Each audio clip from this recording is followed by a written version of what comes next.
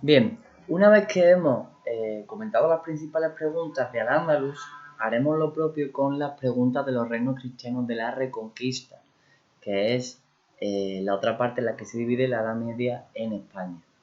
Bien, es muy importante que sepamos que el término Reconquista, ¿vale? Que lo tenemos aquí en la primera pregunta, en el apartado B, es un término controvertido, ya dije, porque se entiende Reconquista como el proceso por el cual los cristianos del norte le arrebatan las tierras a los musulmanes del resto de España.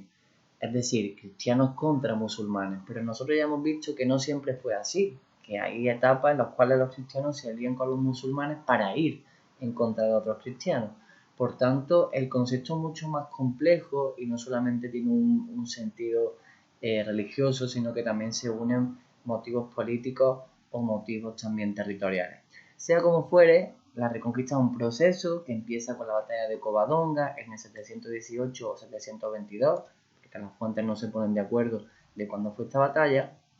Una batalla que tiene un halo mitológico, ya leímos las crónicas de esta batalla, y que termina en el año 1492, cuando los reyes católicos conquistan el último reino musulmán en la península ibérica, que fue el reino de Granada.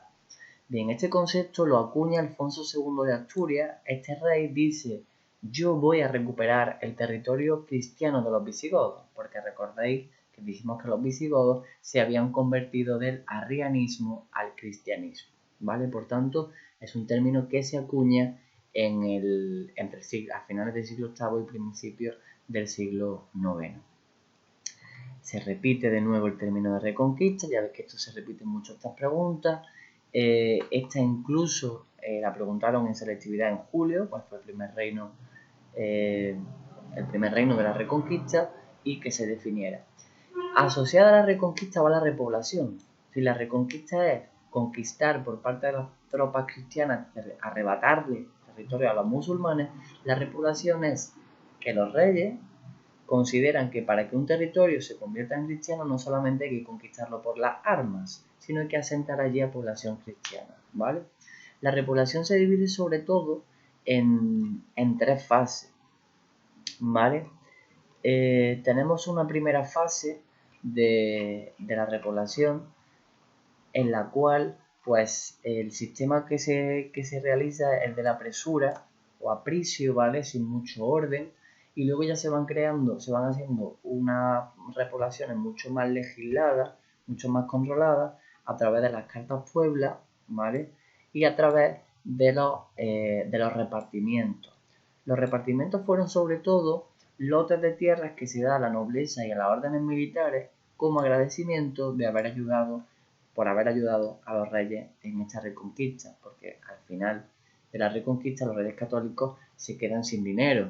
Se cuenta que la reina Isabel la Católica tuvo que vender todas sus joyas para poder sacar dinero para pagar a las tropas que conquistaron Granada, ¿vale? En cuanto a la resistencia cristiana, pues se habla de un rey legendario, ¿no? De un don Pelayo, que empieza a hacer la conquista desde Asturias hasta el resto de la península ibérica, ¿no? Hitos importantes, pues la conquista de Asturias, ya digo, la conquista del Duero. A partir de entonces la capital se pasa a León, ¿vale? Y se llama Reino de León, o también algunas fuentes dicen que se llama Reino Asturianes. Y luego otro hito importante en la Reconquista fue la conquista de Toledo en el año 1085, porque ya dijimos que Toledo era la capital visigoda. Era como decir, hemos vuelto. Esto que era cristiano vuelve a ser cristiano. Pero no solamente el norte peninsular, la cornisa cantábrica, era cristiana, sino que también había un núcleo pirenaico llamado la Marca Hispánica, que, que fue creada por Carlomagno, y en esta Marca Hispánica había una serie de condados que al principio dependían de los francos, dependía de Carlomagno, pero que luego se van haciendo independientes a partir del siglo IX. Esto va a ser el origen del Reino de Navarra, del Reino de Aragón y de los condados catalanes que luego se integrarán con la corona de Aragón. Volvemos a repetir el concepto de reconquista, ¿vale? Evolución de la reconquista, igualmente pues sería un poco la cronología. Hablamos a partir de la batalla de Covadonga, de la conquista del Duero, de la conquista del sur de los Pirineos, de la conquista del Tajo y del Ebro, ¿no? A partir de entre el siglo XI y el siglo XII. El siglo XI fue muy importante porque en el 1035 muere un rey muy importante que fue Sancho III de Pamplona, y al morir deja a su hijo en herencia los diferentes territorios: Navarra, Castilla, Aragón y Portugal. De aquí van a surgir los futuros reinos. Hay un perro ladrando, espero que no os despistéis demasiado con el perrito ladrando. Bien, por último, lo que nos toca a nuestra tierra no fue Fernando III, el santo que lo llaman, el que conquista el Valle del Guadalquivir, el que conquista Córdoba en 1246 y el que conquista Sevilla en el 48, ¿vale? 1346-1348. Bien, ¿cuántos reinos había en la península ibérica? Pues había 5 reinos, ¿vale? Por eso se llama la España de los 5 reinos. Estos 5 reinos se van forjando debido al proceso de la reconquista, ya digo. Se van formando reinos que se unen, como por ejemplo Castilla y León, o que se separan, Portugal de León. Nuestra singularidad como andaluces se debe en gran parte a que hemos estado, hasta 1246-1248, bajo dominio musulmán, y esa es la mezcla que actualmente se vive. Ese es el legado andalusí que tenemos. Luego una serie de preguntas que están en el PowerPoint, ¿vale? Porque esta última parte es verdad que la vemos mucho más por encima, entonces prefiero que lo busquéis en el PowerPoint. Las dinastías que se entronizan en Castilla y en Aragón, los diferentes modelos de monarquía. En Castilla una monarquía autoritaria donde los reyes tienen mucho poder, y en Aragón hay una monarquía pactista donde la corona tiene que apoyarse en la nobleza para que se aprueben una serie de decisiones, ¿vale? En cuanto a la sociedad, pues es una sociedad estamental, donde según el estamento en el que nazca, donde según el grupo social en el que nazca, pues vas a permanecer ahí, ¿vale? Si tu padre es un noble, pues vas a ser noble. Si tu padre es un artesano, vas a seguir siendo un artesano.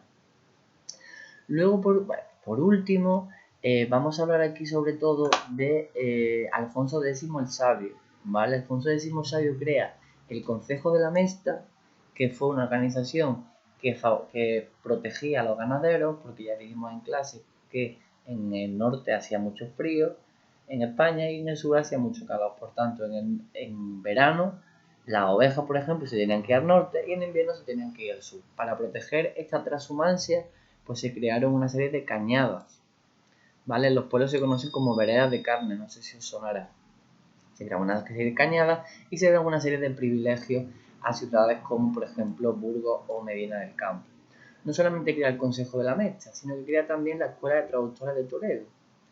En esta Escuela de Traductores de Toledo se cogían textos que venían del árabe, se traducían al hebreo, al latín y al castellano, ¿vale?